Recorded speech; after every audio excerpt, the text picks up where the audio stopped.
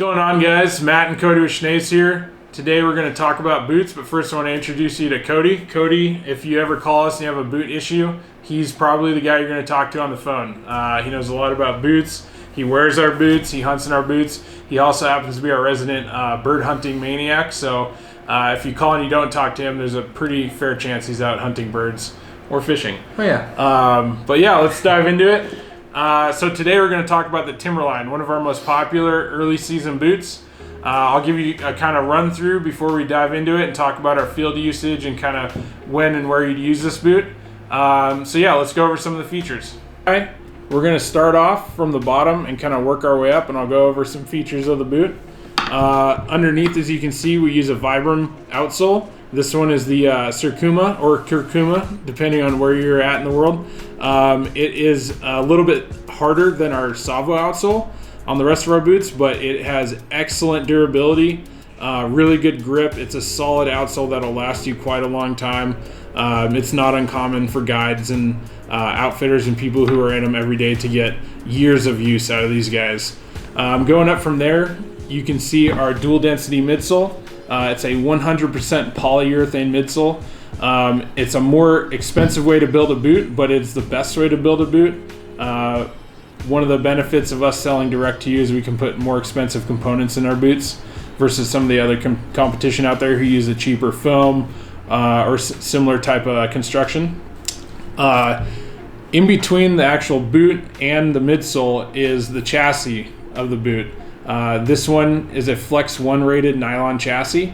Flex 1 being towards the lower end of our stiffness scale. This boot's going to give you a fair amount of flex, but it's going to be plenty stiff enough and usable enough for serious mountain work.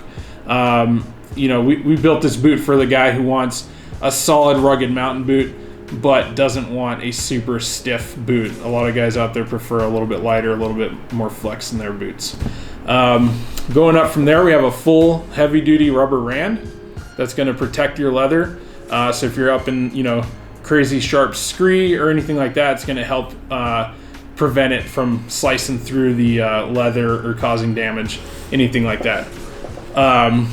Speaking of the leather, we use the absolute best leather that we can get our hands on. It's 2.6 millimeter top grain leather. This one happens to be gray. It's super high quality leather. It's rigid. It's very durable. Sometimes it can take a little bit of time to break in, just like your baseball mitt, but it's very good, high quality leather. Moving up from there, we have heavy duty roller bearing hardware. This stuff is steel. It's nearly indestructible. Usually your lace is going to fail long before the hardware ever does fail. A different kind of hardware we have back here is our locking hardware. So when you're lacing this boot up, you pull out like this, and then you can pull up, and that'll lock that hardware. So your bottom of your boot can be tighter or looser than the top. So some guys like myself, I run the bottom a little bit looser than the top sometimes if my feet are like really sweating or swollen up or anything like that. The whole boot is Sympatex waterproof construction. It's 100% waterproof.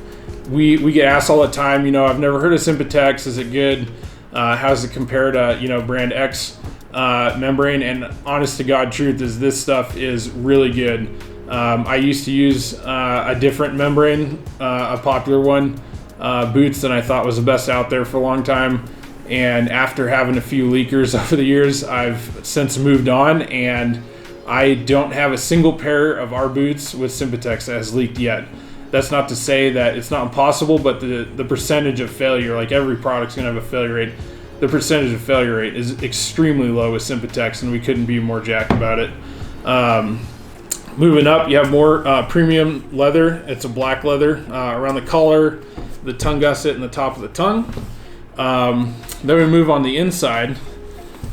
This inside lining fabric that's kind of like gray and striped in there, it's a Moisture Tech wicking fabric. It helps move moisture from your foot out and into the boot, and it's really good. It helps a lot with hot spots, so you don't have to worry about too much moisture and so on.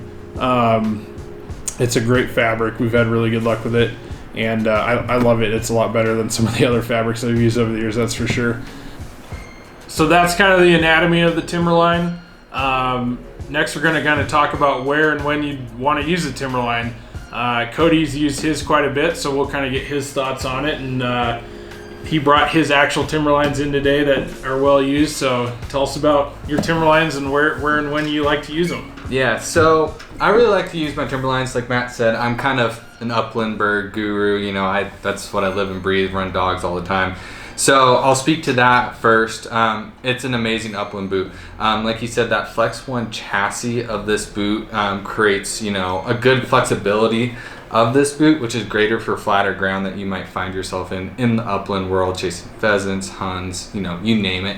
It's going to create a really comfortable ride for all day on your feet, but it has that touch of backbone. You know, it's not a super flexible boot where I can bend it all the way up really easily. So when I'm running a side hill, my dog's working up a coulee or anything like that, I'm going to have great ankle support in this boot as well. So I think personally it's the go-to boot for upland world. I mean, it has anything that you would want to use in an upland boot. Great traction with the Vibram soles, you know, comfortable like I was saying. It's 100% waterproof like Matt was talking about in the Sympatex. So it's a great upland boot. And then, you know, talking to customers in my own personal opinion with these boots on big game world, it's a great a great big game boot as well, just because of that Flex 1 chassis for a guy that likes a flexible boot.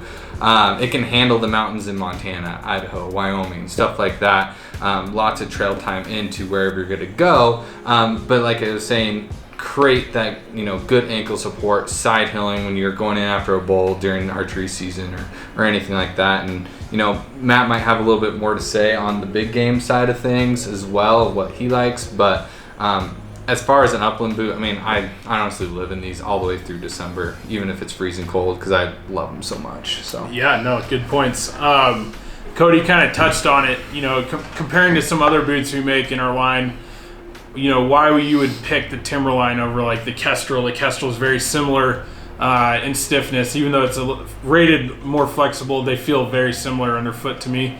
Ankle support is like the big deciding factor. Mm-hmm. I wear Kestrels. I love them. They're great in hot weather. But anytime the terrain starts to get a little bit more adventurous and steep or rocky, or even if you're in upland bird and there's a ton of like gopher holes everywhere or like uneven ground, mm-hmm. the added height that this thing gives you right here is where it's at. It's just extra ankle support.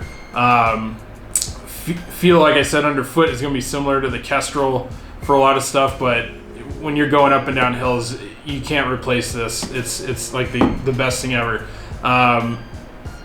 When you are looking at like the Beartooth and this boot, which is what a lot of people kind of shop between, mm-hmm. The Beartooth is just, it's basically the same boot. You know, it looks different, but it's basically the same boot. The Beartooth is going to be stiffer. As a result, it's going to be slightly heavier, merely because that chassis is thicker. It's just going to add weight.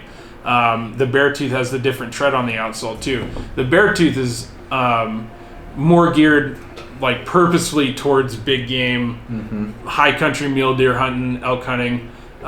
Especially like for me as a bigger guy with like a pack on and stuff, you got a lot of weight. The Beartooth or a stiffer boot might be what I go to for a dedicated Western hunting boot, like if you're going to spend a lot of time up high. But if you're looking for just a really good all around from the prairies to the hills boot, even just out chasing like antelope, like our coworkers out hopefully getting an antelope down right now, these are the boots you wear 90% of the time. I wear these at Total Archery Challenge all the time. Mm-hmm. They're great boots. So if you're looking for like a good solid just all around lightweight early season boot, you need to be checking out the Timberline. It's one of the best boots out there. I think it's better than any other boot out there as an early season boot. Sure. And it's definitely worth checking out. Cool.